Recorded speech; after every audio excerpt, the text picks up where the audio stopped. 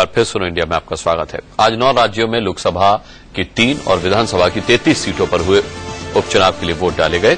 शाम 5 बजे तक यूपी के मैनपुरी में 56.25%, सहारनपुर में कोई 54% और नोएडा में महज 31% वोटिंग हुई। इस उपचुनाव के नतीजे 16 सितंबर को आएंगे, लेकिन मुलायम की छोड़ी सीट मैनपुरी और मोदी की छोड़ी सीट वडोदरा पर देश सहारनपुर में कोई 54% और नोएडा में महज 31% वोटिंग हुई। इस उपचुनाव के नतीजे 16 सितंबर को आएंगे, लेकिन मुलायम की छोड़ी सीट मैनपुरी और मोदी की छोड़ी सीट वडोदरा पर देश की खास नजरें बनी हुई हैं।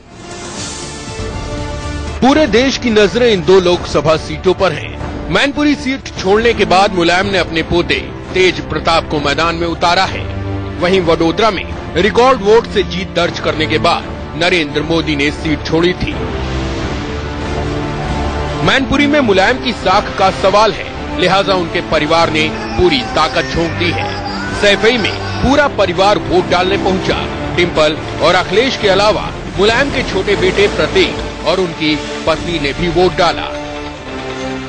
नहीं, उत्साह है, बहुत अच्छी वोटिंग पड़ रही है और मुझे पूरी उम्मीद है कि समाजवादी पार्टी यहाँ से जीत के आएगी। जिस दिशा में सरकार समाजवादियों की चल रही है, जनता को महसूस होता है कि समाजवादियों का रास्ता बेहतर रास्ता था। समाजवादियों ने जो काम किया उनके पक्ष में मतदान होने जा रहा है। गारंटी के साथ कह सकता हूँ कि एक नया इतिहास बनने वाला है और भी बड़ी जीत होगी। रिस्पांस बहुत अच्छा है लोगों का, लोगों में प्रसन्नता बहुत है। तेजू बहुत अच्छा काम करते हैं यहाँ पे सैफई में, तो वो एक अच्छे कैंडिडेट चुने गए हैं यहाँ से और मुझे लगता है कि भारी मतों से उनकी जीत होगी। उधर वडोदरा में मुकाबला मोदी की जगह है। मैदान में उतरे रंजनबेन भट्ट और कांग्रेस के नरेंद्र रावत के बीच है। मैनपुरी की सीट जहां मुलायम के लिए नाक का सवाल बनी हुई है, तो वहीं मोदी के लिए वडोदरा की सीट उनकी सियासी पारनी संभालने वाली आनंदीबेन के कंधों पर भारी जिम्मेदारी है। दोनों ही सीटों पर जीत हार के अंतर से कई मायने निकाले जाएंगे। Vipin Choubey, India news.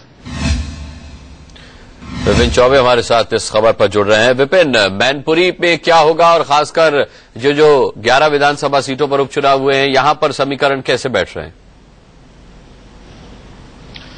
देखिए, मैनपुरी की तस्वीर लगभग साफ हो चुकी है कि समाजवादी पार्टी जीतेगी, लेकिन मार्जिन कितना होगा सिर्फ सबकी निगाहें इस बात पर है और वही मार्जिन ये तय करेगा कि क्या अब भी मोदी का जादू वहां चला है या नहीं। इसके अलावा अगर 11 विधानसभा सीटों की बात करें तो बीजेपी के सामने न इन सीटों पर जीत हासिल करने की चुनौती है, बल्कि इस जीत के जरिए बाकी राज्यों के जो उपचुनाव बाकी राज्यों में हुए, वहां के जो चुनाव परिणाम आए थे, उसके बाद ये जताने की कोशिश होगी कि मोदी फैक्टर अभी भी काम कर रहा है। जबकि समाजवादी पार्टी ये बताने की कोशिश करेगी कि 2012 में जो जनता का विश्वास उसने पाया था, वो विश्वास अब भी बरकरार है। लोकसभा चुनाव में थोड़ी नाव डगमगाई जरूर थी, लेकिन 100 दिन की सरकार यानी मोदी सरकार के 100 दिन पूरे होते होते वो नाव संभाल ली है। तो दोनों अपने अपने तरह से अपनी पूरी ताकत लगा दी इन चुनावों को जीतने के लिए, लेकिन नतीजा 16 सितंबर को तय करेगा कि किसके पाले में कितनी सीटें गई, किसकी शय हुई और किसकी मात।